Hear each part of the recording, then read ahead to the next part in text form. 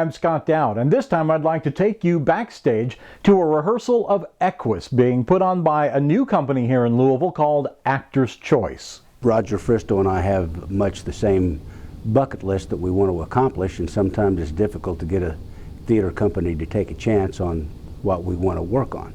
So the best way around that is, well, let's just start a theater company and then we'll have to worry about a venue to put this play on in. Jürgen Tossman, who is the artistic director with Bunbury, is a good friend of mine, and he's also my neighbor, so I see him a lot.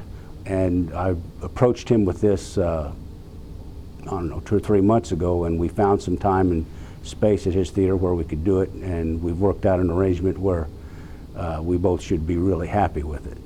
An advantage that Mike has as a director is that he spent so many years acting, and he knows a good role when he sees it, and he realizes these opportunities for other actors, and I think it's very generous of him to present them with these opportunities. What attracted me to Equus? Yeah.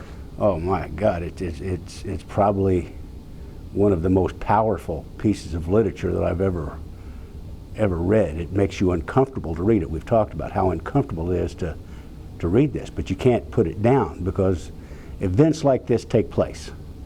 And it's just like trying to look away from an accident on the highway or something. It just draws you in. I've heard it described as a psychological thriller, mystery, psychological mystery. But there's really not much mystery about it, really. I mean, within the first 3 or 4 minutes of the script, you know the who, what, when, where, and how. The play is about why. He's lashing out against his God, essentially. So that's definitely a revelation. You know, it's got to be. Martin Dysart, my character in Equus, is a very complicated character. He's full of anger at himself, full of self-loathing, and total dissatisfaction with everything that's going on in his life. And that's why he's at such a raw moment when this boy comes into his life, and their interaction sends him spiraling in almost as severe a way as the boy. You can see the points where the doctor pushes Alan just this much too far, and that's when he loses control. But then, you know, Alan can get under the doctor's skin, and he can push him just far enough where he loses control. Because this is sort of that Tarantino'd, and you know the ending before the beginning, there has to be sort of an edge under the surface the whole time. You know, you can't forget that this kid has blinded 6 horses, and that's why we're here. There are points when it really starts to come to a head is when the doctor gets to certain things that really sort of tick Alan's fuse. Tell me, answer this, answer that, never stop! I'm sorry. All right, it's my turn now. You tell me, answer me. We're not playing that game now. We're playing what I say. Very well. What is it? Do you have dates? I told you, I'm married. I know. Her name's Margaret. She's a dentist. You see, I found out. What made you go with her? Did you used to bite her hands when she did you in the chair? That's not very funny. Do you have girls behind her back? No. Then what? Do you f*** her? That's enough now. Come on, tell me, tell me! I said that's enough! I bet you don't. I bet you never touch her. You've got no kids, have you? Is that because you don't f***? Go to your room. Go on, quick march. Give me those cigarettes. Give them to me. Now. Now go! Absolutely brilliant. The boy's on the run, and so he gets defensive.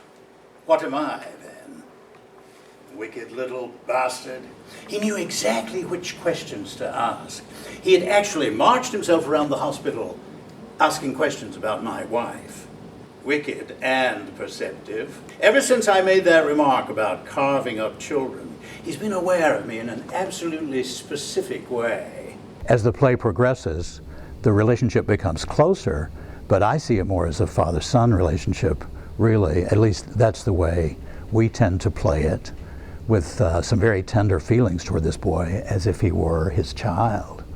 And so Dysart is always questioning and examining the boy, but he wants the best for him, even though what he considers to be the best may not in actuality be. everybody can identify with this. Your first inclination with being introduced to Alan Strang and what he's done to be incarcerated really into this hospital, you have just zero sympathy. You want to throw this kid underneath the jail. But through the process of learning what's going on in his life, the influences in his life, the things that have twisted him in and out through his life, you begin to have some sympathy for this kid. And then the more you're into the whys of the play, of what caused this, you realize that he's not the only emotionally unstable character in this play.